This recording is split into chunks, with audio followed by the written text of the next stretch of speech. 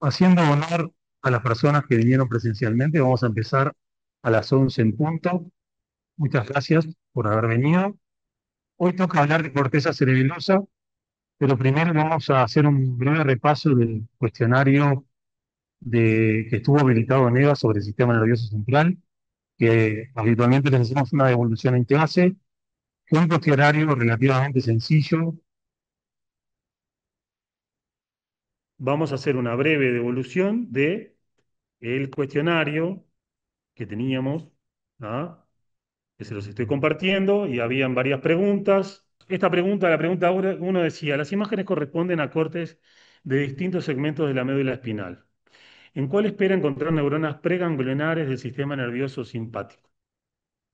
La respuesta correcta era, lo voy a hacer bien rapidito porque si no se nos va, este, la respuesta correcta era la C, que es un corte a nivel torácico, donde en el caso de verse con claridad en las astas laterales se encuentran las neuronas preganglionares del sistema nervioso simpático. ¿Ok? La siguiente, mismo configuración de imágenes. ¿Cuáles de las siguientes imágenes corresponde a un corte a nivel sacro? La respuesta correcta era la A. En B y D encontramos abundantes astas anteriores muy grandes, con abundantes motoneuronas, y en C y D encontramos menor cantidad de sustancia gris, pero si miran en A, la relación sustancia gris-sustancia blanca es mucho menor en este corte teñido con la impregnación argéntica de Cajal, y por tanto este es un corte a nivel sacro. Vemos con respecto a este que la sustancia blanca está mucho menos representada, ¿sí? Y además también cambian las formas de las astas anteriores y posteriores. En estas regiones son más romas que en la región torácica, ¿sí? Y nos permite identificar bien a qué corresponde cada sector. Tenemos que tener en cuenta entonces la forma de la sustancia gris y la relación sustancia gris y sustancia blanca para poder identificar este, en qué región nos encontramos, a qué altura, en qué segmento nos encontramos de la médula espinal. Y acá dice, la imagen B muestra con mayor aumento la región señalada con el recuadro de la imagen A. Indique qué neuronas se encuentran representadas en la imagen B. Y daba varias opciones. Y decía, neuronas de Purkinje, neuronas de Golgi, motoneuronas y neuronas eferentes del cerebelo. Esto lo vamos a profundizar un poco más hoy, pero ustedes ya seguramente hayan leído los capítulos recomendados y con respecto a cuando esto estuvo habilitado ya deben saber mejor la respuesta. Las neuronas de Purkinje no son, porque esto que estamos señalando con el recuadro es un núcleo profundo del cerebelo, no se encuentra en la corteza cerebelosa y por lo tanto no contiene neuronas de Purkinje. En B, las neuronas de Golgi, la misma respuesta, porque las neuronas de Golgi pertenecen al circuito de la corteza cerebelosa. Motoneuronas no, porque el cerebelo no contiene motoneuronas. Actúa sobre los sistemas motores descendentes, pero no contiene motoneuronas en sus circuitos, ni al nivel de la corteza, ni al nivel de los núcleos profundos. Y después, neuronas eferentes del cerebelo, sí, y ahora lo vamos a ver en un rato, las neuronas de los núcleos profundos son la principal población neuronal que envía su axón fuera del cerebelo, son el principal componente eferente del cerebelo. Pregunta 4. Observe la imagen. Corte de cerebro de rata y marque cuál de las siguientes opciones corresponde a la estructura representada. Esto ya lo vimos en el práctico, o sea que ya lo pudieron ver en vivo en los preparados. Corresponde al arquicórtex, es la respuesta correcta. ¿Presenta neuronas de Purkinje? No, porque las neuronas de Purkinje son las neuronas principales y eferentes de la corteza cerebelosa, no del hipocampo. ¿Contiene motoneuronas superficiales? No, no tiene motoneuronas, no tiene ninguna de sus poblaciones califica como motoneuronas. Y no se encuentra en el cerebro humano, no, mentira, en el cerebro humano está representado, tiene las mismas funciones o funciones muy similares a las que se han descrito para roedores, que son los en donde más se ha estudiado la función del hipocampo y del arquicórtex en general. Pero en el cerebro humano, a diferencia del roedor, que forma como una herradura que se extiende en vastas regiones del encéfalo, en el cerebro humano está contenido en los lóbulos temporales. ¿Ok? Punto. ¿Alguna pregunta con respecto a esto? ¿Dudas? ¿Comentarios? ¿Le fue bien o más o menos? ¿Sí? Le fue bien. Me alegra. Cierro esto para no confundirme y ahora me voy a compartir la presentación. Y empezamos con la clase de cerebelo.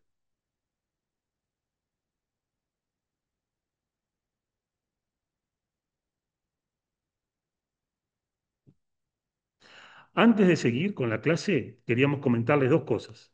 Que recuerden, logramos fijar una fecha para el parcial práctico, segundo parcial teórico práctico con imágenes proyectadas.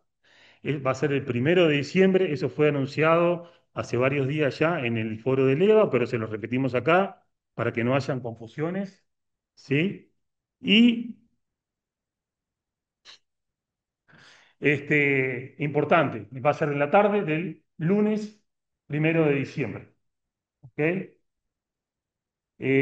Otra cosa es que estén atentos y atentas a las entregas que tienen que hacer.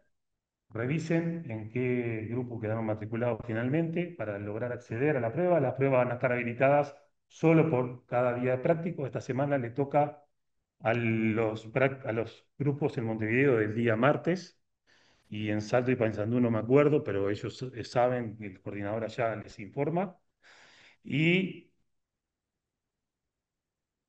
bien, sí, ¿cómo? ¿Te dije jueves? Sí, hoy toca el miércoles, ¿verdad? Miércoles, Hoy le ¿no? toca el día miércoles.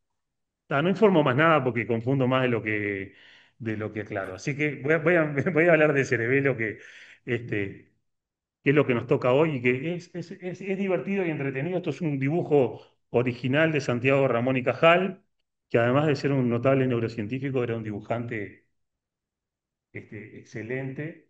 Y aquí están representados todos los elementos estructurales del circuito cerebeloso, todos los elementos celulares sobre todo, del circuito cerebeloso en una laminilla cerebelosa. Vamos, importante, como antecedente, el cerebelo es responsable de la coordinación de los movimientos finos y está involucrado en el aprendizaje motor y modifica de forma adaptativa los reflejos motores. Participa de la planificación, regulación y ajuste en tiempo real del movimiento y efectúa correcciones durante su ejecución que contribuyen a la precisión de los actos motores. Las lesiones en el cerebelo se asocian con alteraciones en la precisión espacial de los movimientos y en la coordinación temporal, también como en dificultades en el aprendizaje motor y de nuevas secuencias de motoras. El cerebelo recibe aferencias procedentes de múltiples regiones del encéfalo, tanto del tronco cefálico como de la médula espinal, de forma directa, pero también de forma indirecta de la corteza cerebral y de otras regiones. Y toda esta información es integrada en la corteza cerebelosa por un circuito básico que ahora vamos a describir. En respuesta, envía diferencias que modulan hacia distintos que actúan sobre sistemas motores descendentes y contribuyen al control y al ajuste de la actividad motora voluntaria y refleja. El cerebelo se encuentra localizado en la fosa craneal posterior, ¿sí? Es un órgano ovalado que tiene una forma similar a una pelota de rugby que se encuentra, ¿sí? Este es el eje cefalocaudal. No estoy, voy a señalador, las opciones de puntero. Bien. Acá se encuentra la región cefálica, ahí está la caudal, por lo tanto, el eje mayor del cerebelo se encuentra perpendicular u ortogonal con respecto al eje anteroposterior del cuerpo. ¿Ok? Se encuentra formando el techo del cuarto ventrículo, por lo tanto está por detrás de el bulbo y la protuberancia y está recubierto por la tienda del cerebelo. Está surcado por numerosos surcos y fisuras que lo dividen en lóbulos, lobulillos y laminillas. Estas laminillas, que son la circunvolución más pequeña de sustancia gris que se ve sobre la superficie, están en general orientadas paralelas al eje mayor del cerebelo. De nuevo, este es el la región cefálica, la región caudal, ven que esta estructura ovalada se encuentra perpendicular al eje anteroposterior o cefalocaudal y las laminillas se encuentran surcando en esta dirección, las laminillas cerebelosas.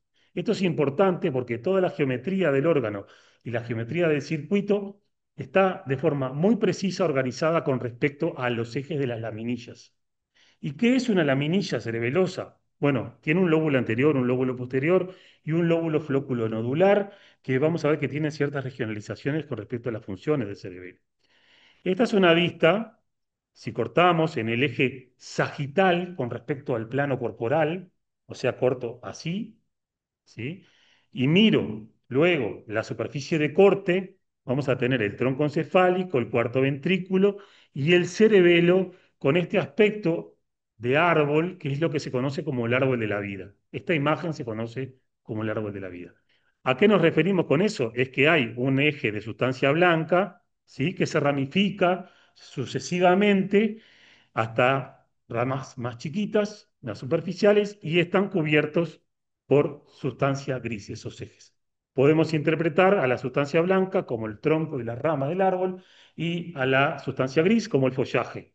Poco poético, pero útil para visualizar la idea. La laminilla es esta ramificación terminal de sustancia blanca que está rodeada por sustancia gris. Y como les decía, las laminillas tienen un orden preciso. En el cerebro humano, las laminillas a nivel del vermis, que es la región central del cerebelo, que tiene un vermis y unos hemisferios cerebrales, están bien paralelas al eje mayor del cerebelo y están perpendiculares al eje anteroposterior. En los hemisferios tienen una orientación similar, aunque un poco inclinada, pero podríamos decir que las laminillas se orientan de nuevo en este sentido. ¿Ok? Van a ver que todo este machaque de la laminilla es importante porque después vamos a decir que en realidad si la laminilla se localiza o se orienta en este sentido, si yo corté así y miro este plano, corté a la laminilla transversalmente, ¿de acuerdo? Miren, acá están insinuadas las laminillas, ¿ven? Todo este estriado acá serían las laminillas. Ahora, si yo corto así en este sentido, yo tengo un corte longitudinal a la laminilla. Vamos a volver sobre eso y vamos a mirar esquemas que lo aclaran. El cerebelo además tiene diferentes porciones que fueron apareciendo a lo largo de la evolución. Hay un arquicerebelo, un pálido y un neocerebelo que hablan de su antigüedad desde el punto de vista evolutivo. El que aparece más recientemente es el neocerebelo y está conformado, como les decía, por dos regiones de sustancia gris. Acá tenemos las dos formas de organización de la sustancia gris en el sistema nervioso central. Tenemos una serie de tres núcleos profundos que son pares, están uno en cada hemisferio, el fastigio, interpósito y dentado, que ahora vamos a mirar a ver cómo se ven, estaban en la evaluación hace un ratito y una serie de pedúnculos cerebelosos. Además, tenemos entonces la corteza que tapiza los núcleos profundos que están metidos dentro del eje de sustancia blanca y una serie de pedúnculos cerebelosos que comunican a las neuronas del cerebelo con el resto del sistema nervioso central. Hay un pedúnculo superior, medio e inferior. Se comunica con, como les decía, con diferentes regiones del sistema nervioso central.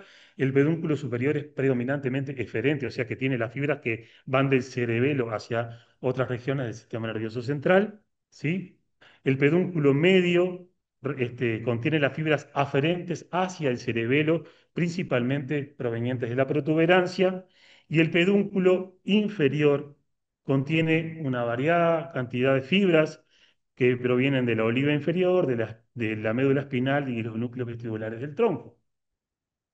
Aquí se encuentran como representados los dos principales tipos de aferencias. Vamos a volver sobre los núcleos de la oliva inferior porque son el origen de una de las principales fibras aferentes del cerebelo. Vamos a ver que el cerebelo tiene, desde el punto de vista anatómico, dos tipos de aferencias, las fibras musgosas y las fibras trepadoras. Los núcleos de la oliva inferior son las que dan origen a las fibras trepadoras, que ahora las vamos a localizar dentro de la corteza, mientras que el resto de las aferencias adoptan la forma de fibra musgosa. ¿Quedó claro eso? Núcleo del olivo inferior da origen a las fibras trepadoras. El resto de las aferencias, independientemente de si vienen de la protuberancia de los núcleos vestibulares del tronco de la médula espinal, adoptan la forma de fibras musgosas y las vamos a describir. Otra cosa importante es que el cerebelo contiene una representación somatotópica de los receptores a nivel corporal y podemos definir un cerebro-cerebelo, un espino-cerebelo y un vestíbulo-cerebelo dependiendo del tipo de información o el origen de la información que procesa. Contiene una representación similar al homúnculo, donde se pueden localizar de forma relativamente precisas diferentes regiones corporales. Volvamos entonces a la histología y a la anatomía microscópica del cerebelo. El cerebelo, como les decía, ¿qué corte es? Perfecto, es un corte sagital del eje corporal, ¿no? Con respecto al cuerpo. Con respecto a, si tengo, el cerebelo está acá, ¿no? Y mis dedos son las laminillas. ¿Se ve en la cámara, Ernesto? Sí. Corto así, ¿no? Acá pongo la mano, el cerebelo me lo saqué de acá y lo pongo así. Corto en este sentido. Es transversal al eje mayor del cerebelo y transversal a las laminillas, que ahora son mis dedos. ¿Ok? Si yo corto así, corto, y esto es entreverado, corto transversal con respecto al eje corporal, a los ejes corporales, pero corto longitudinal con respecto a la laminilla cerebelosa. Nos vamos a quedar Una con... consulta. Sí, O sea, siempre es opuesto al eje corporal, vamos a decir, en relación sí, a iba las a decir eso. laminillas. Nos vamos a quedar con lo que atañe al tema de la laminilla. Si yo corto en este sentido, estoy cortando transversal a la laminilla. Y si yo corto en este sentido, corto longitudinal a la laminilla. ¿De acuerdo? Ok, Hecha esa aclaración, como decían los compañeros acá en el salón, este es un corte transversal donde se ve lo que habíamos mencionado como el árbol de la vida. Este es el preparado que tienen en clase y que está en el microscopio virtual y que es un Kluber barrera hematoxilina donde tenemos la sustancia blanca teñida de este azul intenso, casi turquesa, ¿sí? Y está recubierta por la corteza cerebelosa. En esta región de acá ven que la tonalidad del azul cambia, y lo vamos a ver a lo último en la clase. Esto es un núcleo profundo, ven que está metido dentro de la sustancia blanca. Esto es un pedúnculo cerebeloso, ¿sí? Este es el cuarto ventrículo, esto es plexo coroideo, y luego tenemos meninge por aquí. O sea que en esta imagen topográfica ya tenemos todos los elementos estructurales que mencionamos en las diapositivas anteriores. Tenemos el eje de sustancia blanca, núcleo profundo, corteza cerebelosa, ¿sí? Pedúnculo cerebeloso. ¿Ok? Avancemos. No se olviden de mirar las meninges y el plexo coroideo siempre que analicen este preparado. Nos centramos ahora en la corteza cerebelosa porque es lo que vamos a describir. ¿Por qué describimos la corteza cerebelosa? Porque es, además de la corteza cerebral, porque es una estructura que presenta una organización circuital muy bien conocida y que la podemos correlacionar muy bien con la organización histoarquitectural, o sea, con las capas que vemos con la técnica de Kluber-Barrera hematoxilina. Todo esto que está acá es corteza cerebelosa. Ven que el aspecto es muy variado y ven que todo esto es una laminilla cerebelosa cortada transversalmente, el eje de sustancia blanca y la sustancia gris que la tapiza. Se distinguen tres capas. ¿Se acuerdan que para la corteza cerebral habíamos definido una organización en seis capas? Para el hipocampo habíamos definido, para la neocorteza en seis, para el hipocampo en tres. El cerebelo también tiene una organización trilaminar, pero tiene un circuito muy diferente al del hipocampo. Presenta tres capas. Una capa molecular, que ustedes ya conocen, saben que las capas moleculares presentan muy baja densidad celular, son principalmente neuropílicas cuando uno las mira con la técnica de microscopía electrónica de transmisión, y ven que acá se ven unos nucleocitos basófilos muy cada tanto, ¿de acuerdo? Después tenemos esta otra capa, que es como lo opuesto de la capa molecular, que es la capa granular o granulosa, vamos a llamarle granulosa. Todos esos puntitos oscuros que ven ahí son neuronas. Ven que esto tiene muy baja densidad celular y esto tiene la mayor densidad celular de todo el sistema nervioso de vertebrados que se conoce y probablemente de todos los animales que puedan considerar. La capa granular de o granulosa de la corteza cerebelosa es el empaquetado uno al lado del otro de neuronitas muy pequeñas y por eso lo vemos tan basófilo con este aspecto puntillado. Y entre medio de ambas vamos a ver una hilera de somas neuronales muy grandes que son los somas de las neuronas de Purkinje. Esas son las tres capas, la capa granulosa o granular, la capa de neuronas de Purkinje y la capa molecular. Algunos autores describen dos capas y dicen que hay una capa granulosa y una capa molecular y que la parte más profunda de la capa molecular está compuesta por las neuronas de Purkinje. Nosotros no vamos a usar esa clasificación, vamos a usar esta que considera tres capas y que considera el soma de las neuronas de Purkinje como una capa independiente. Repasando, capa granular o granulosa, aquí, alta densidad celular, muy basófila, una hilera de neuronas de Purkinje que se ve un poquito acá, o en esta región, se ven los somas, y una capa molecular, que es la más superficial y la que está recubierta por la pía madre. Volvamos entonces al tema del eje de las laminillas y por qué escorchamos tanto con cómo está cortada la laminilla. Este es un esquema del libro de Gray, de Anatomía de Gray, que muestra, ven que este es el eje mayor de la laminilla y muestra en una misma imagen el corte transversal y el corte longitudinal. ¿Se entiende? Hago esto.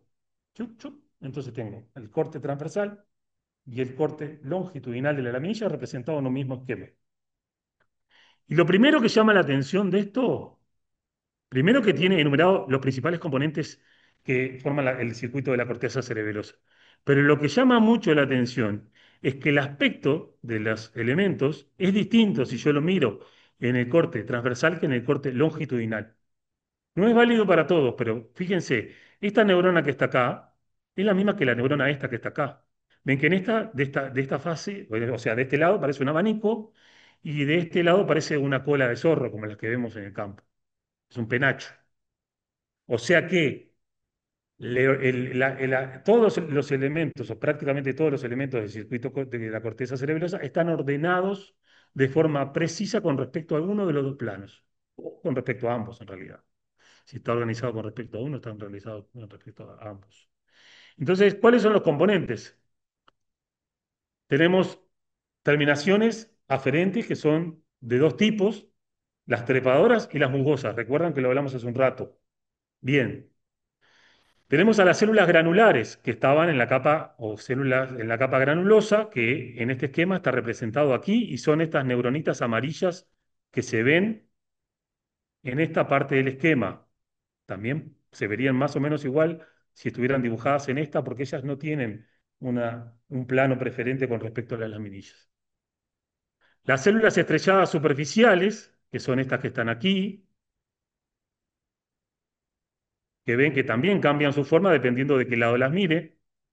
En un corte transversal es una célula claramente estrellada, con disposición bien radial, pero si la veo en el eje longitudinal es un poco más aplanada. Células en cesto, que Gray también las considera como estrelladas profundas, entonces las que están en los dos tercios superficiales de la capa molecular las podemos considerar como neuronas estrelladas superficiales, y las que están en el tercio más profundo se llaman neuronas estrelladas profundas o en cesto de Cajal, y para no armar lío, siempre que la neurona tenga un nombre propio lo vamos a usar. ¿Tá? Entonces, las estrelladas, vamos a decir que son estas, las superficiales, y si queremos referir a las estrelladas profundas o en cesto de Cajal, vamos a decir células en cesto de Cajal, o vamos a decir todo, células estrelladas profundas o en cesto de Cajal, ¿de acuerdo? Para que no hayan confusiones. Esta también, si la miro de este lado, tiene una forma de abanico un poco más pequeño que la neurona roja, que es la neurona de Purkinje, pero si la miro en el corte longitudinal, tiene forma más de penacho. ¿Tá? Células estrelladas profundas, vieron que acá hay otra estrellada profunda, pero no es de la capa molecular. Y como tiene nombre propio, para no confundirla con las estrelladas profundas de la capa molecular o en cesto de Cajal, les llamamos células estrelladas profundas de Golgi. que son estas que están representadas acá. Esto parece un trabalengua, pero lo vamos a repasar. Esta da más o menos igual si la miro en el plano transversal que en el longitudinal. O sea que no tiene un campo dendrítico aplanado en ninguno de los dos ejes. ¿Sí? Y las neuronas de Purkinje, como les había mencionado, que es estas que están representadas en rojo, son las neuronas principales y eferentes del circuito cerebeloso y por lo tanto envían su axón, también colaterales recurrentes, pero su axón va hacia la capa, hacia la sustancia blanca y se dirige principalmente, proyecta sobre los núcleos profundos del cerebelo. Las neuronas de Purkinje son las neuronas eferentes de la corteza cerebelosa, pero no son el principal tipo neuronal eferente del cerebelo como órgano. ¿Tá?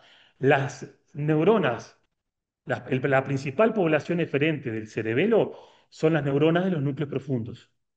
Y las neuronas de Purkinje principalmente proyectan sobre las neuronas de los núcleos profundos del cerebelo, inhibiéndolas porque son neuronas de tipo GABAérgico.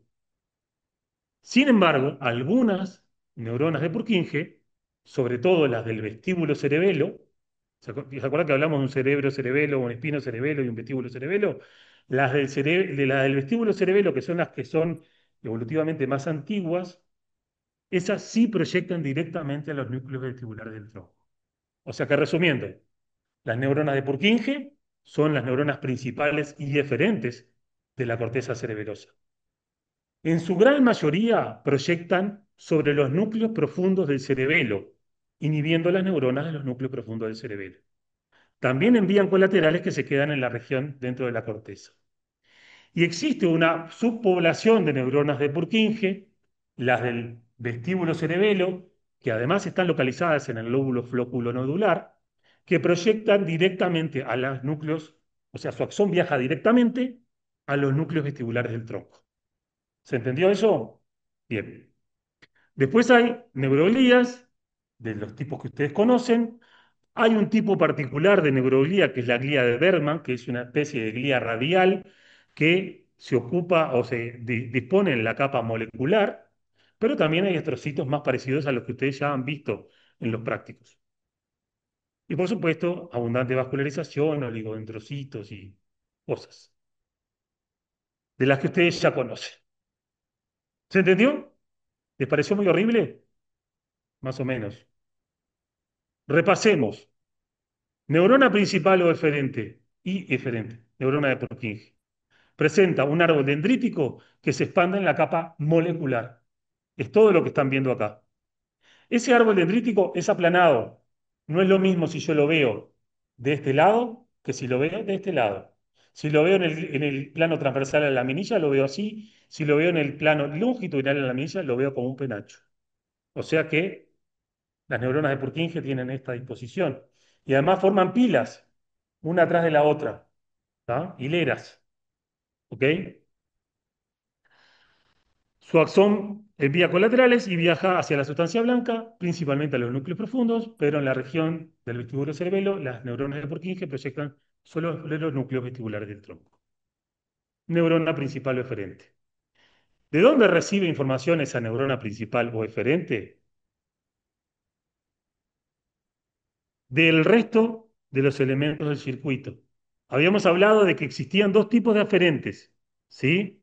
Estas que están acá en azul, que presentan estas dilataciones de forma irregular, son las fibras musgosas, ¿tá? Eran todas las aferencias que no provenían de los núcleos de la oliva inferior, que forman las fibras, las aferencias provenientes de los núcleos de la oliva inferior forman las fibras trepadoras, excelentes, Ah, que acá también están representadas en azul y como verán, viajan, a diferencia de las mucosas que se quedan en la capa granulosa, estas viajan a la capa molecular y se enroscan en el árbol dendrítico de las células de Purkinje y establecen sinapsis de tipo excitatorio con las porciones lisas de los troncos dendríticos de la célula de Purkinje. Una misma fibra trepadora hace cientos de miles de contactos sinápticos con el tronco dendrítico de cada Purkinje. ¿Ok? Entonces, la fibra trepadora además envía algunas colaterales que pueden conectar con interneuronas, pero principalmente tienen este efecto sináptico sobre la neurona de Purkinje. Por su parte, la fibra musgosa contacta con varios tipos de interneuronas. ¿Tá? Además hay dos tipos que no vamos a mencionar, que no son las células de Lugaro y las células en cepillo, de las cuales se conoce menos de su función dentro del circuito y de cuán relevante es su papel dentro del circuito cerebeloso. Nos vamos a centrar en estos que están representados en este esquema, que son psicotipos neuronales. Ya hablamos de la neurona principal y eferente, que es la neurona de Purkinje, y después nos quedan cuatro tipos celulares. Les comenté además que la neurona de Purkinje es de tipo GABAérgico, es una neurona de proyección de tipo GABAérgico. De el resto de las interneuronas, o sea, esta es la principal y eferente, y tengo cuatro tipos de interneuronas. Tres tipos de estas cuatro son interneuronas GABAérgicas y juegan un papel inhibitorio dentro del circuito cerebeloso. La otra es una interneurona glutamatérgica y tiene efecto excitatorio dentro del circuito cerebeloso. ¿Se entendió? Cinco tipos neuronales. Purkinje, neurona principal eferente. Una célula glutamatérgica con efecto excitatorio y tres neuronas GABAérgicas con efecto inhibitorio. ¿Quiénes son estas cuatro? Profe, Empecemos por la glutamatérgica. Es esta amarillita que está representada acá. Son las células granulares. Son el único tipo de interneurona excitatoria del circuito cerebeloso en este circuito que estamos considerando de cinco tipos neuronales. ¿Sí? Son contactadas por las fibras musgosas y son excitadas por las fibras musgosas. O sea que es la que hace el relevo entre la información proveniente de las fibras musgosas y proyecta su axón a la capa molecular. Ven que el axón de la célula granular o granulosa se, o célula grano, perdón, se ramifica dicotómicamente formando una T. Esa T, ese palo horizontal de la T, viaja paralelo al eje longitudinal de la laminilla, ¿sí? Y además viaja paralelo unos con respecto a otros. Está llenito de fibras paralelas. Se llaman fibras paralelas.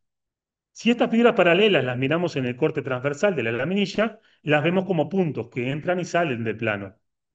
¿Se entiende? Entonces, pueden imaginarse la neurona de Purkinje como un cable, una columna de alta tensión, de esas que ven en el campo, con los cables que la atraviesan, que son las fibras paralelas. Esos cables que atraviesan la columna de alta tensión establecen contactos sinápticos con sus ramas, que son las neuronas de Purkinje. ¿Vamos bien? Nos faltan ahora tres tipos de interneuronas. Las estrelladas superficiales son un tipo de interneurona GABAérgica que tiene este aspecto estrellado en sus dendritas y su axón viaja lateralmente con respecto al eje transversal de la laminilla. ¿Tá? Y contactan estas porciones más apicales del árbol dendrítico de las neuronas de Purkinje. Las neuronas estrelladas profundas de la capa molecular o encesto de Cajal tienen esta posición más cercana a la de soma. Su soma está cercano a la capa de somas de la neurona de Purkinje. Estas y estas también son excitadas por las fibras paralelas. Son el principal componente excitatorio de la capa molecular. ¿Ah? Estas neuronas son neuronas no espinosas o tienen muy pocas espinas dendríticas, prácticamente no tienen. Las neuronas de Purkinje son neuronas muy espinosas, están llenas de espinas dendríticas. ¿Ah? Y esta es otro tipo de interneurona inhibitoria cuyo axón viaja en el límite de la capa molecular y la de soma de neuronas de Purkinje y envía colaterales descendentes que se enroscan en el soma de la neurona de Purkinje y establecen contactos sinápticos de tipo inhibitorio, de tipo axoaxónico en el segmento inicial del axón de la neurona de Purkinje. Como verán, el efecto inhibitorio que juega esta neurona es muy distinto al que juega esta que está acá. ¿De acuerdo? Después tenemos, estas dos son de tipo feed-forward inhibition, o sea que son neuronas que inhiben un elemento que está posterior dentro del circuito. Esta otra que tenemos acá Es la neurona de Purkinje, de Golgi, perdón, estrellada profunda de Golgi. Su soma se localiza en la capa granular y tiene un árbol dendrítico que se ramifica en la capa molecular y un árbol dendrítico que se ramifica en la capa granulosa. Y su axón se ramifica también en la capa granulosa. Tanto la dendrita basilar, la de, de esta capa, como el axón forman parte de esta estructura sináptica, que ahora la vamos a ver con mayor aumento, que tiene como centro esta dilatación de la fibra musgosa y que además contiene a la dendrita de la célula granular. Todo esto se conoce como glomérulo cerebeloso. Y ahí pasan un montón de cosas. ¿De acuerdo? Solo para hablar un poquito de los campos receptivos. El campo receptivo de esta neurona de Purkinje es como un cono aplanado, lo habíamos mencionado en algún momento, ¿sí? Esta en realidad es como si fueran dos conos, uno para arriba, con su vértice apuntando hacia el soma y su base hacia la pia madre, y otro cono que mira hacia abajo. Esto en realidad es como un abanico plano, como se ve aquí, y esto es como sería como una moneda de forma. Es muy radial en este plano, pero cuando uno la mira en el plano longitudinal, es más bien fusiforme. Este esquema muestra el efecto de cada una de las neuronas que acabamos de describir sobre sus blancos postsinápticos. Como les decía, la neurona de Purkinje, ¿sí? Proyecta sobre el núcleo profundo del cerebelo, es GABAérgica y ejerce efecto inhibitorio. ¿Quién excita el circuito cerebeloso? Las fibras trepadoras y las fibras musgosas, ¿ok? Ambas de tipo glutamatérgico, pero expresan otros tipos de neurotransmisores. Como ven, la fibra musgosa excita a la dendrita apical de la neurona de Purkinje, pero también envía colaterales que proyectan a los núcleos profundos del cerebelo. Lo mismo vale para las fibras musgosas. Envían colaterales que proyectan al núcleo profundo del cerebelo y viajan hacia la capa granular o granulosa del circuito cerebeloso, donde excitan a quienes, a las dendritas de las células granulares, que eran las interneuronas excitatorias, que envían su axón a la capa molecular, que a su vez ejercen efectos excitatorios sobre todas las neuronas que tienen dendritas en esa capa. ¿Quiénes son las neuronas que tienen dendritas en esa capa? Por supuesto, la Purkinje, la estrellada superficial, la estrellada profunda en cesto de Cajal, las dendritas apicales de la neurona estrellada profunda de Golgi, que tiene su soma en la capa granular. ¿Se entiende más o menos el circuito? Bien, esto más o menos ya lo vimos. Este es un resumen de lo que acabamos de mencionar.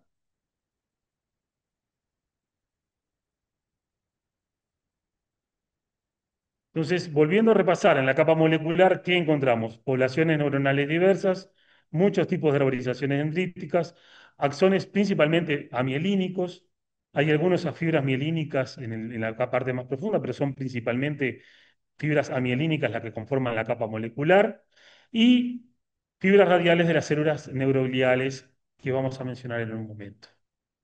¿Cuáles son los elementos celulares? Las estrelladas superficiales, las estrelladas profundas o en cesto de Cajal y, en realidad, elementos celulares, si consideramos a la capa de neuronas de Purkinje como una capa aparte, decimos que las en realidad no están formando parte de la capa molecular, pero en realidad tienen sus dendritas en la capa molecular. ¿Cómo se ve la capa molecular? Bueno, depende de con qué Profe, tienen. Sí, diga. o sea que las células de Purkinje que están en hilera sería como una capa de transición entre la molecular y la granular. En realidad se considera una capa aparte, pero se considera una capa aparte a la hilera de somas, ¿ok? Es antojadizo, podrías tomar otro criterio. Por eso mencioné que hay algunos autores que consideran dos capas, la capa molecular y la capa granulosa. ¿Ah? Porque consideran que la neurona de Purkinje en realidad está ocupando prácticamente, o sea, sus dendritas y parte de su soma están metidas dentro de la capa molecular. Pero Ah, la descripción clásica de la corteza cerebelosa dice que hay tres capas y a donde vayan a leerlo le va a hablar de que hay tres capas. Hay que considerar que la capa del medio, la capa de neurona de Purkinje, está representada solo por los somas. Pero es arbitrario, estoy de acuerdo. Y está bien, bien que te gracias. suene raro, pero bueno. ¿Ok? Gracias. De nada, un gusto. ¿Cómo se ve esa capa molecular? Es una capa principalmente neuropílica cuando la vemos con las técnicas histoarquitecturales. Si utilizamos una técnica como la impregnación genética de Cajal, vamos a ver abundantes fibras nerviosas orientadas de forma muy precisa. Todas estas ramitas negras son axones principalmente, ¿sí? Ven que hay algunas que se orientan, algunos se orientan en esta dirección. Acá estaría la soma de las neuronas de Purkinje y acá la superficie. Ven que hay algunas con orientación radial y otras con orientación horizontal. Muchas de estas son fibras paralelas. Y por supuesto, si vemos la misma región con la técnica de Golgi, vamos a encontrar el soma y los árboles dendríticos de las neuronas que la conforman. Metámonos de nuevo entonces con la neurona de Purkinje. Yo les había dicho que eran neuronas de tipo espinoso. Eso está muy bien representado en este dibujo original de Santiago Ramón y Cajal, donde se ve que tiene un soma piriforme, en general una única dendrita apical que se ramifica sucesivamente de forma dicotómica en la capa molecular. Y esas ramas dendríticas más terciarias principalmente, las más distales, están completamente cubiertas por espinas dendríticas.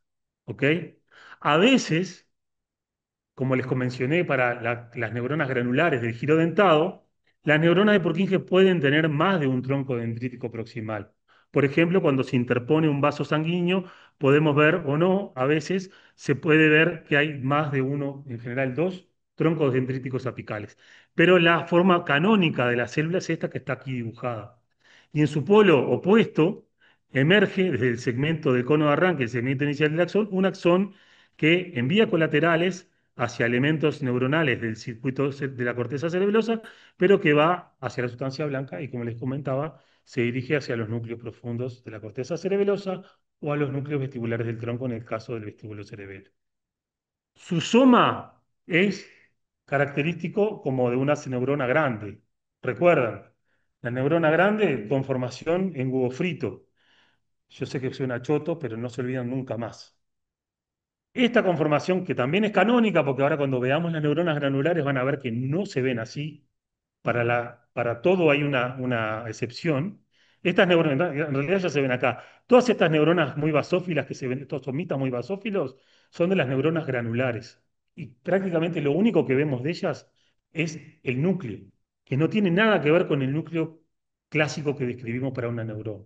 Pero es así, la variabilidad natural de los sistemas biológicos. En el caso de la neurona de Purkinje vemos abundante citoplasma, un núcleo bien cromático con un cleuro bien evidente. Y se ven algunos grumos de níquel, pero no son tan abundantes como los que podemos encontrar, por ejemplo, en una neurona motora del asta anterior de la médula. Tiene grumos de níquel, pero no son súper abundantes. También tiene una composición de níquel más difusa, de retículo endoplasmático rugoso. ¿Tá? Este es el aspecto de la neurona de Purkinje vista con la técnica de Golgi. La vemos perfecta, vemos la dendrita apical, la dendrita proximal, que se ramifica y se ven las espinas dendríticas tapizando las ramas de la dendrita. ¿Sí? Y este es el aspecto de la neurona, del soma de la neurona de Purkinje, vista con la técnica de Cajal, que en realidad nos dibuja una silueta parecida a esta, pero que nos permite ver cómo están orientadas y organizadas las fibras con respecto al soma neuronal. ¿Ok? Acá se ve muy claramente una estructura que se llama el cesto de Cajal, que corresponde a los axones terminales de las neuronas profundas estrelladas en cesto de Cajal, que ahora las vamos a ver. Esto es otra visión de la neurona de Purkinje con otras técnicas, técnicas de inmunofluorescencia o marcado intracelular.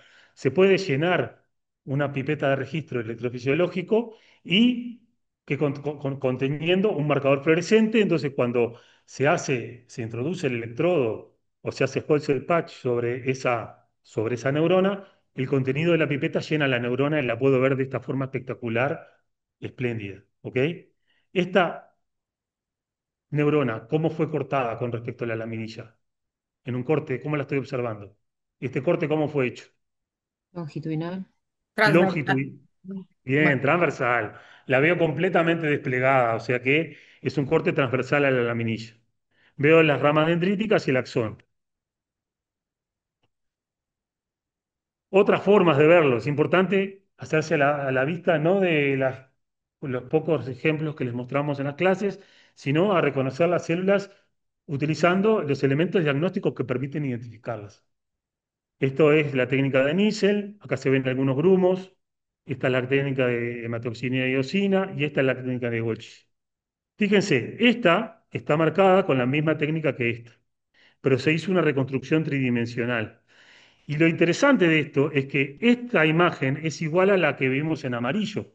O sea que esta es la imagen que tenemos en un corte transversal a la laminilla con el árbol dendrítico completamente desplegado. Y esta es la misma célula vista desde el otro lado, desde el lado del corte longitudinal a la laminilla. Ven que es dramática la diferencia en lo que ocupan lateralmente en un eje con respecto al otro. Dije que eran neuronas estrelladas, perdón, espinosas. Bien.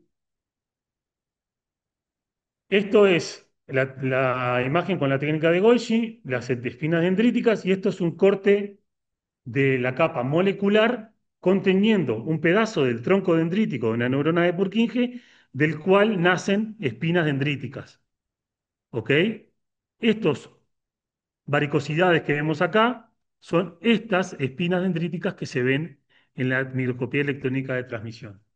Y como verán, estas espinas dendríticas se están estableciendo contactos sinápticos con estos elementos presinápticos. ¿Quién establece contactos sinápticos con las espinas dendríticas de la neurona de Purkinje? Las fibras paralelas. Ya les había comentado en la clase anterior que las espinas dendríticas principalmente establecen sinapsis de tipo excitatorio. Y en la corteza cerebelosa, la única interneurona de tipo excitatorio es la neurona grano o granular que envía su axón a la capa molecular y forma las fibras paralelas.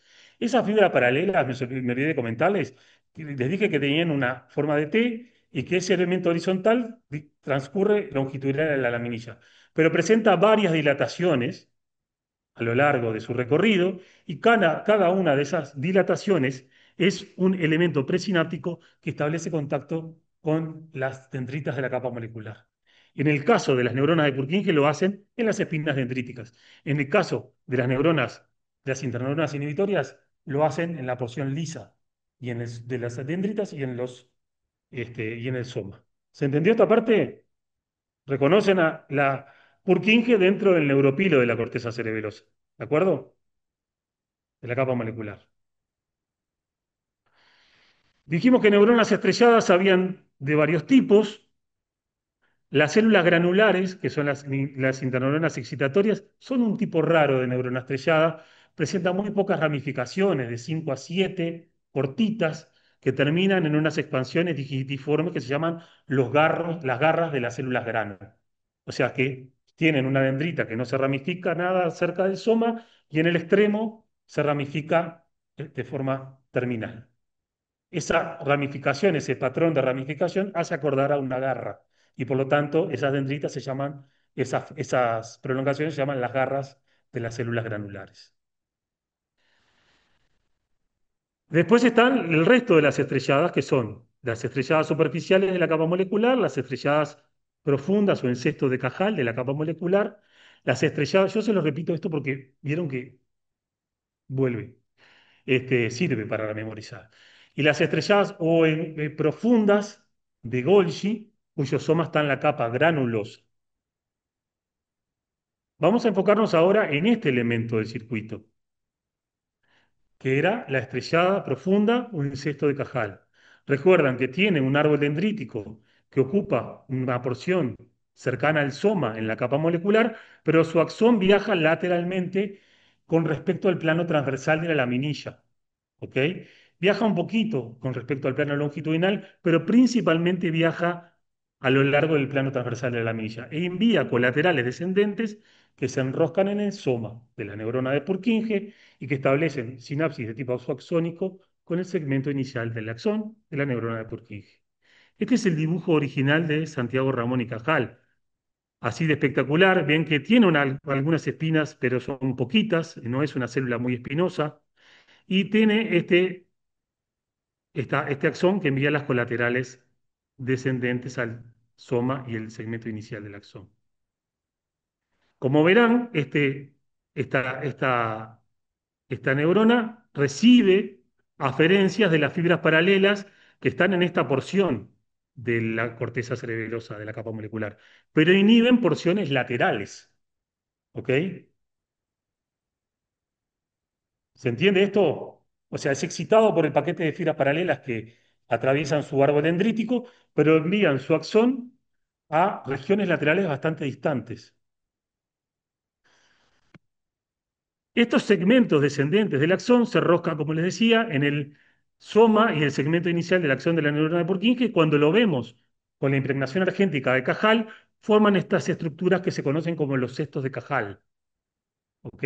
Son este entramado, este ovillo de fibras, de axones, que se concentran en la región más profunda de la neurona de Purkinje, formando una especie de cesta, como si fuera una papelera o una red de básquetbol o una copa formada en forma de red.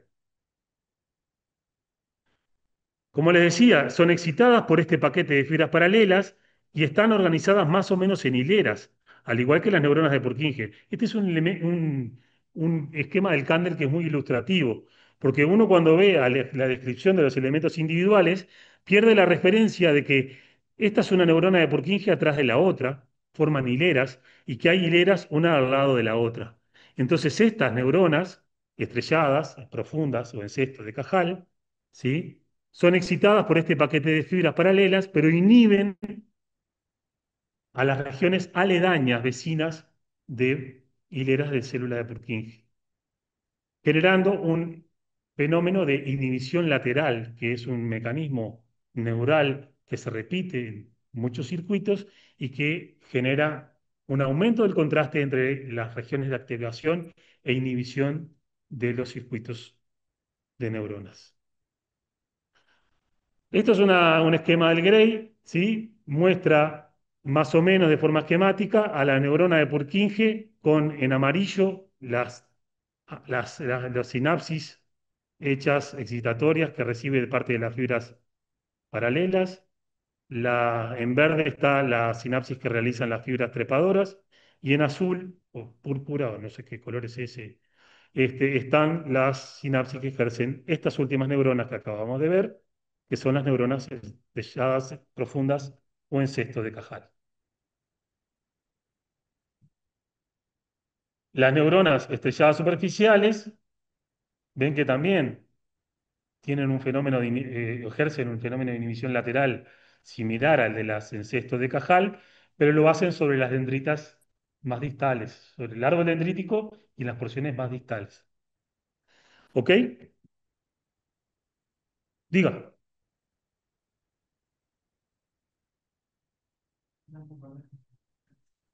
No, muchas gracias. No son las que mandan las paralelas. Las que forman las fibras paralelas son las células granulares. ¿Ok? Recuerden, son las interneuronas de tipo glutamatérgico y ejercen efecto excitatorio sobre sus blancos sinápticos. Son estas amarillitas que están acá representadas. Su axón, estas son sus dendritas, que ven que terminan esas ramificaciones terminales que se llama la garra de la célula granular. Su axón viaja hacia la superficie y se divide dicotómicamente formando en forma de T, y estas son las fibras paralelas. Recuerden, tienen dilataciones periódicas, como si fueran una sinapsis de tipo en pasaje. Una misma fibra tiene varias dilataciones que conforman el elemento presináptico que estimula o que excita a todos los elementos que se encuentran en la capa molecular. Las fibras paralelas excitan a estas células, estas células, estas células y estas células. ¿Ok? Estas son interneuronas inhibitorias. Eso con respecto a la capa molecular. Vamos ahora a la capa granular o granulosa. Ven que el aspecto es bien distinto. Está la capa molecular, capa de somas de neurona de Purkinje, capa de Purkinje y capa granular. ¿Qué llama la atención de la capa granular? Recién habíamos visto el topográfico y era una cosa re apretada, basófila, súper compacta, llena de núcleos pequeñitos. Si uno la mira a mayor aumento, ¿qué percibe? ¿Qué encuentra? Vasos sanguíneos. Vasos sanguíneos, perfecto. Esto que está acá son vasos sanguíneos. Pero con respecto al tejido nervioso, ¿qué encuentra? Núcleos. ¿Cómo? Núcleos. Bien, las capas de célula de Golgi están acá y esta es la capa granular o granulosa. Estos núcleos tan pequeñitos, ¿están homogéneamente distribuidos? No, no están homogéneamente distribuidos. Hay zonas donde se acumulan y dejan regiones sin núcleos. ¿Todo el mundo está de acuerdo? Esto es una imagen de Kluber-Barrera hematoxilina. Lo que estamos viendo acá es lo que se conoce como el glomérulo cerebeloso. Glomérulo significa estructura redonda, ¿tá? Y el glomérulo cerebeloso son estos claritos, estas regiones donde no hay núcleos celulares, ¿sí? Que se ven celestitas pálidas con la técnica de Nissel, eosinófilas con la técnica de hematoxilina y eosina, o celeste un poco más intenso con la técnica de Kluber-Barrera hematoxilina. Esto es lo que se conoce como los glomérulos cerebelosos. Y todos estos núcleos que están acá, casi todos, corresponden a los núcleos de las células granulares que acabamos de ver recién, que son las neuronas, interneuronas, glutamatérgicas, que ejercen efecto excitatorio en la capa molecular porque son las que envían su axón y forman las fibras paralelas. ¿De acuerdo? ¿Seguimos avanzando? Profe, una pregunta. Diga.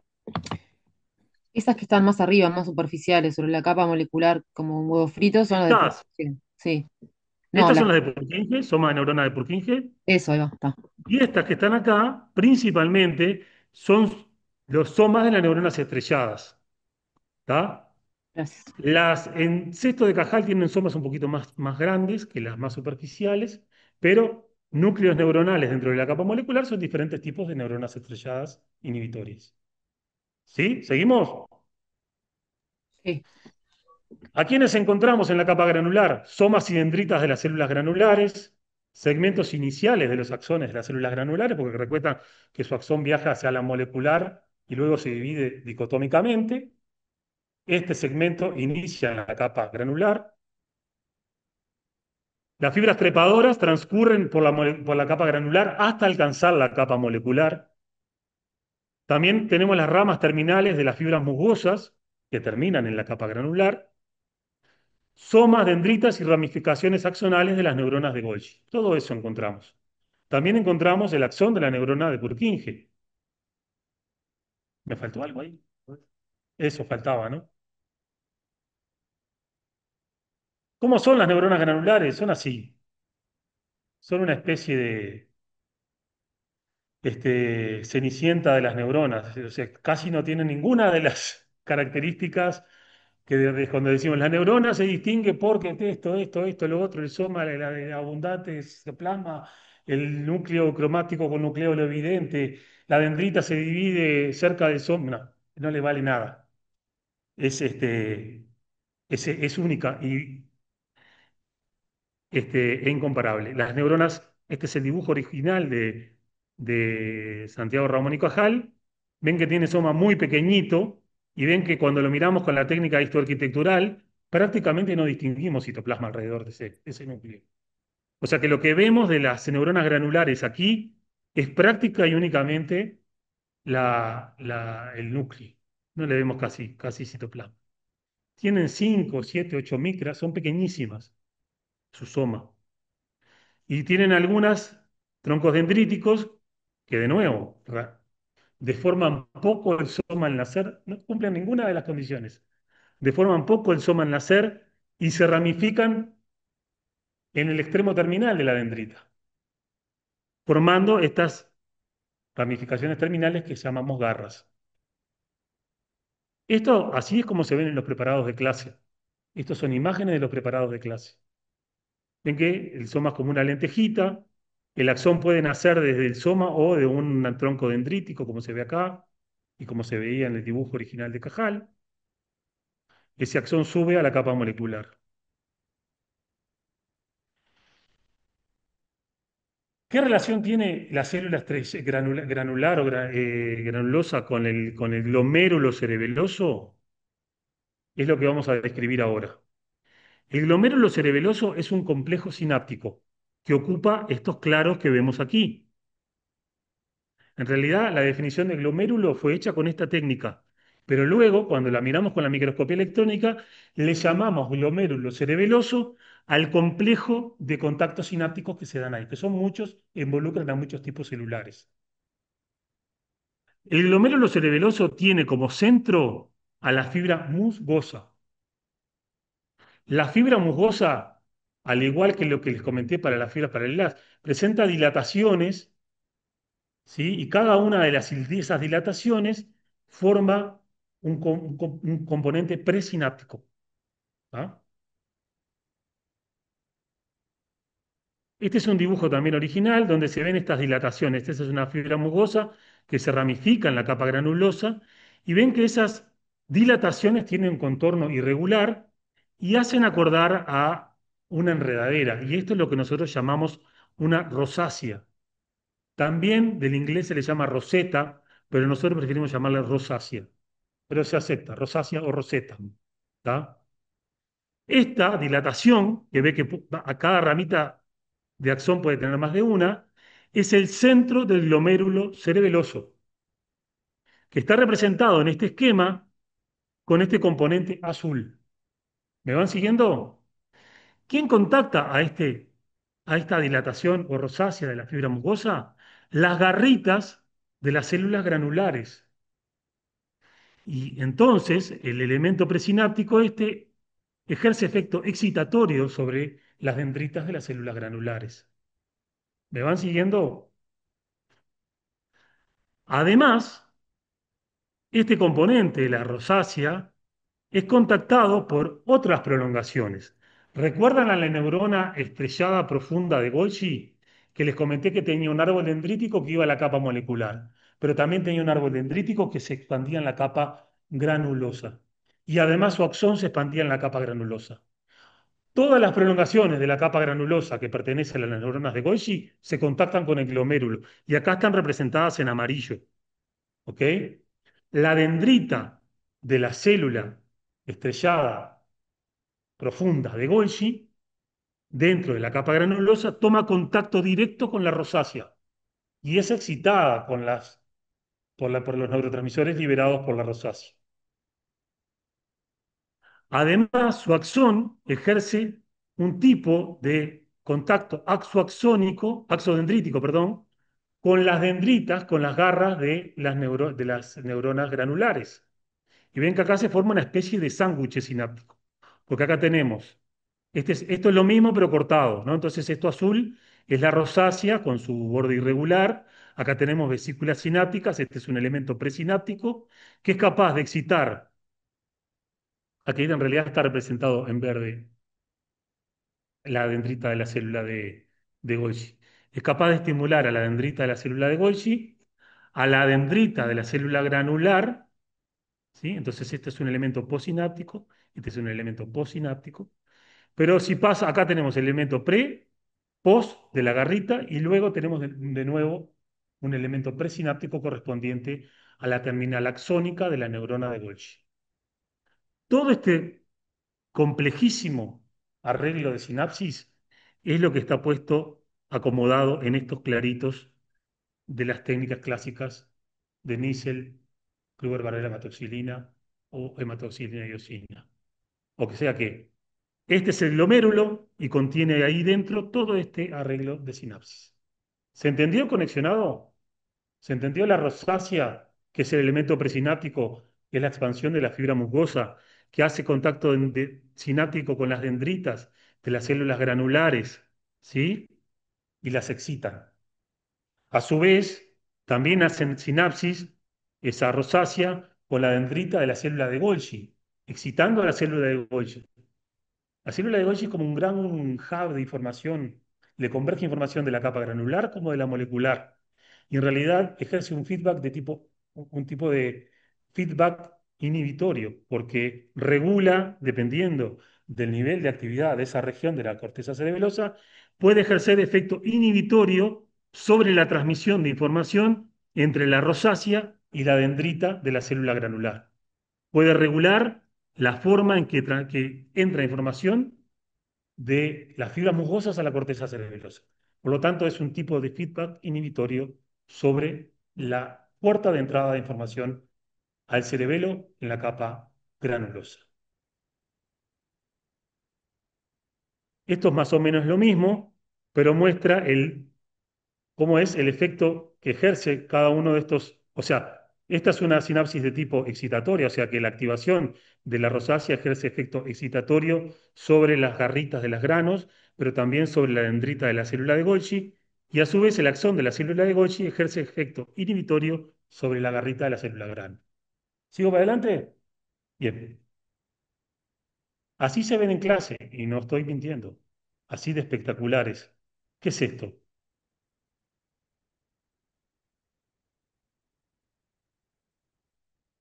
Perfecto, es una fibra musgosa. Y esto que veo acá como dilataciones que son las rosáceas, perfecto. Ven que si bien en el preparado de Golgi yo no veo las capas exactamente como las veo en una técnica histoarquitectural, entre las diferencias de tonalidad y como sé cómo es el circuito y sé lo que puedo encontrar en un lado y en el otro, puedo interpretar en qué lado estoy. Entonces, toda esta capa, ¿qué capa es? La granular, perfecto, porque las fibras musgosas terminan en la granular. Y acá, ¿qué capa sería? La molecular. Estas que ven acá son las glías de Berman, ahora las vamos a mencionar, y todos estos pedacitos negros de fibras son las fibras paralelas, que de nuevo, dependiendo de la orientación, las veo entrando y saliendo del plano o las veo longitudinalmente. En este caso las veo como cabitos cortos, por lo tanto estarían entrando o saliendo del plano. Por lo tanto, este es un corte ¿de qué tipo? Transversal. Perfecto, transversal a la laminilla. Excelente. Esta es la vista con la microscopía electrónica de transmisión del glomérulo cerebeloso. En azul está la rosácea, ¿sí? Ven que es una zona de neuropilo increíblemente empaquetada.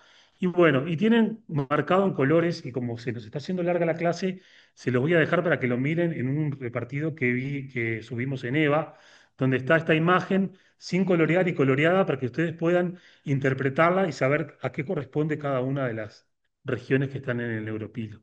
¿Tá? Pero es importante entender que esto que está acá, en realidad es una de estas rosáceas que vemos con la técnica de Golgi. Lo mismo para esta otra. Ven que acá se ven vesículas sinápticas, esta es la rosácea, ¿sí? En verde están las dendritas de las células granulares, acá estamos viendo la región en la que establecen contactos sinápticos, ¿sí? Entre la rosácea y la dendrita de la célula granular, y aquí se ve axones de la célula de Golgi como elemento presináptico también. Esto es complejo, se tienen que sentar y mirarlo. Está todo descrito, está descrito acá y además está descrito en el repartido que Laura les armó de forma muy ordenada para que lo puedan seguir. Entonces, vamos a hablar entonces de las fibras paralelas, porque hace un ratito les volví a introducir las fibras paralelas en esta imagen donde les dije, ven que ven como canutitos negros, pero las vemos como muy cortitas. Les dije, entonces esto comentamos, es un corte transversal a la laminilla.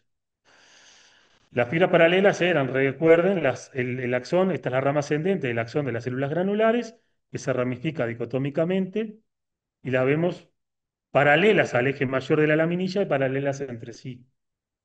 ¿Qué le llama la atención de este dibujo? Esas serían ¿Cómo? ¿Se, se ven las fibras paralelas, sí, en el zoom que me comentan? el penacho, ¿no es? De las dendritas de las... Ay, Perfecto. Estás viendo que las fibras paralelas las vemos cortadas longitudinalmente. Entonces, la célula de Purkinje la veo así, me va con un penacho. como un penacho. Perfecto. Si viéramos puntitos, porque las fibras están entrando y saliendo, a la fibra de Purkinje la vería como un abanico.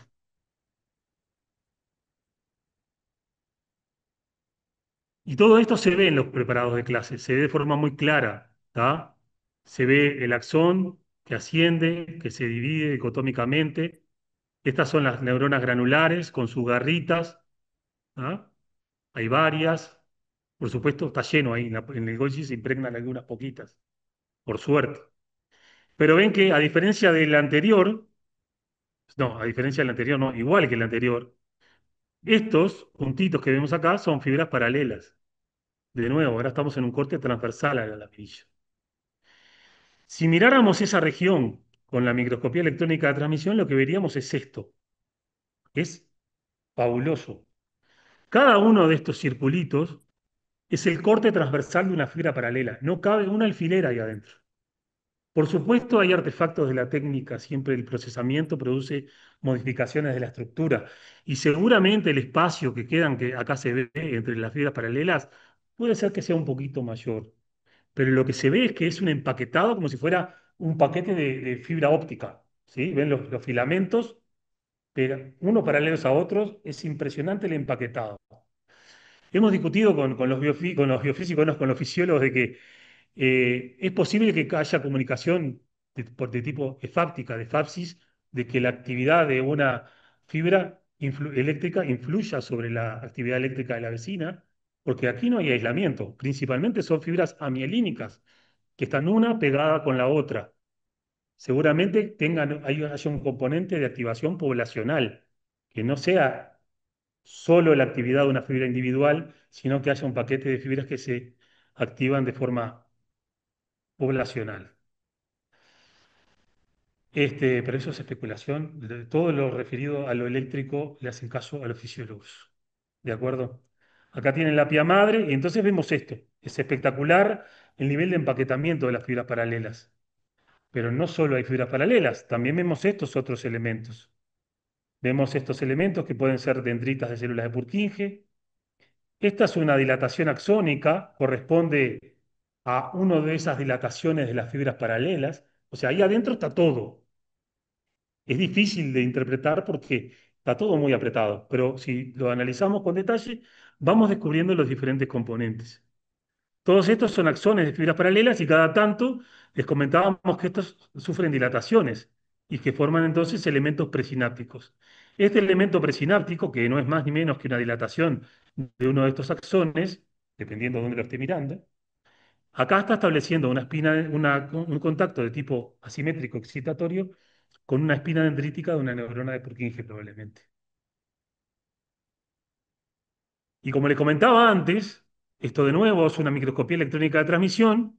Cuando les dije sobre las fibras paralelas y les intenté hacer la analogía con las columnas de alta tensión, ven que este es el tronco dendrítico de una célula de Purkinje que se divide de forma dicotómica y está atravesado por las fibras paralelas. Es impresionante. Profe, una consulta. Diga, En las micrografías, ¿siempre se ve así electrón denso, el sector que decías recién de las células de Purkinje, para darnos cuenta? no veo, o sea, En todo esto esa que que se ve estás- electrondenso acá, Sí. ¿sí?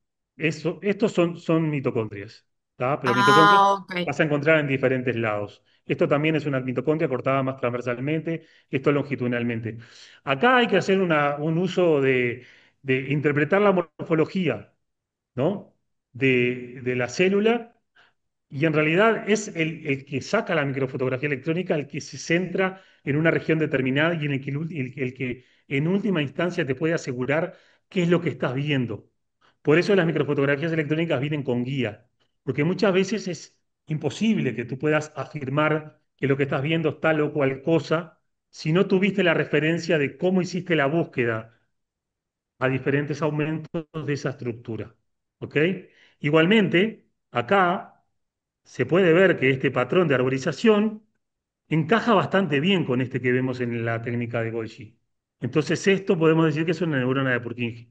Lo podemos interpretar, pero además lo dice el autor de la microfotografía. ¿De acuerdo? Ok. ¿Respondí tu pregunta? Sí, gracias. De nada. ¿Alguna pregunta hasta acá sobre el circuito cerebeloso? ¿Están muriendo? ¿Sí? Mi compañero dice que sí, que están muriendo. ¿O que tiene preguntas? Está complicado. Sí, sí, están muriendo. Vamos a hablar un poco de la glía, porque realmente nosotros siempre terminamos un poco hablando de, siempre es toda la descripción de la estructura de los órganos del sistema nervioso central o periférico están centrados en cómo son las neuronas, con quiénes conectan y cuáles son los circuitos locales y a dónde viajan y la mar en coche. Pero se sabe que también las células gliales contribuyen a las propiedades de procesamiento de las regiones que estamos analizando. Entonces es importante entender quiénes son, qué características tienen. Vamos a hablar un poco de los astrocitos del cerebelo, que son peculiares. Son estos que están acá en particular. Dependiendo de si estamos en la capa molecular o en la capa granular o granulosa, vamos a ver diferentes tipos de astrocitos. En la capa molecular están los astrocitos, la glía de Berman,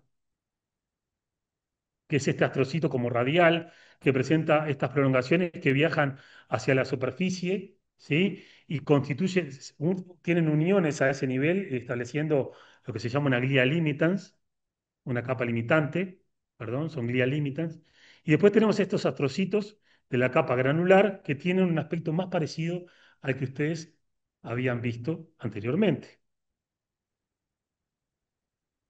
Esto es lo mismo que vimos anteriormente, pero con más detalle. Es la glía de Berman, este susoma que se encuentra cercano a las neuronas de soma, las neuronas de Purkinje, y que envía estas prolongaciones que tienen dilataciones terminales que les decía, se unen entre sí formando una membrana glial limitante, ¿sí? Y tienen estas varicosidades que no definimos como espinas, pero que son más irregulares, pero ven que tienen abundantes varicosidades en su trayectoria. Una cosa interesante es que estas glías expresan receptores para neurotransmisores. Y acá tenemos a la glía de Berman teñida con una proteína fluorescente, GFP, la misma glía marcada con un anticuerpo para el receptor de glutamato 2, GLUR2, y esta es la mezcla de ambas señales en la microscopía electrónica, en la microscopía de fluorescencia. Por lo tanto, vemos que estas glías además expresan receptores de neurotransmisores, que ya habíamos hablado de eso en varias ocasiones. ¿Tiene sentido esto en el funcionamiento del circuito cerebeloso? Sí, contribuyen al procesamiento de la información en el circuito cerebeloso. Y si volvemos a esta imagen de microscopía electrónica de transmisión del neuropilo de la capa molecular, les quiero llamar la atención de que este es el tronco dendrítico de la célula de Purkinje, del cual nacen las espinas dendríticas. Pero estas prolongaciones que están rodeando a los contactos sinápticos son prolongaciones astrocitarias. ¿Esto cómo le llamábamos? Sinapsis de tipo tripartito, perfecto. ¿Ok? El profesor Miquel se nos está quedando dormido ahí en el rincón. Yo tengo que hacer una breve introducción al práctico porque no logramos hacer el video. Acá terminó la clase. ¿Alguna duda? De cerebelo. Bien. Tengo que hacer una breve introducción al práctico porque el video que vamos a colgar no está pronto. Entonces lo que les propongo es analizar estos preparados rápidamente. Profe, perdón, pregunta. Sí. O sea que la guía básicamente, digamos, va a atravesar la molecular actuando como una guía, digamos. Bien.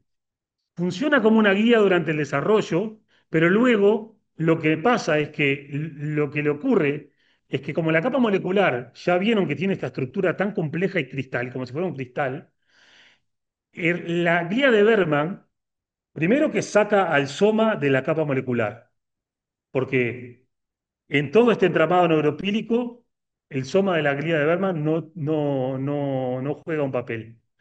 Pero sus prolongaciones se ordenan de la forma que pueden en este complejo de fibras del neuropilo de la capa molecular.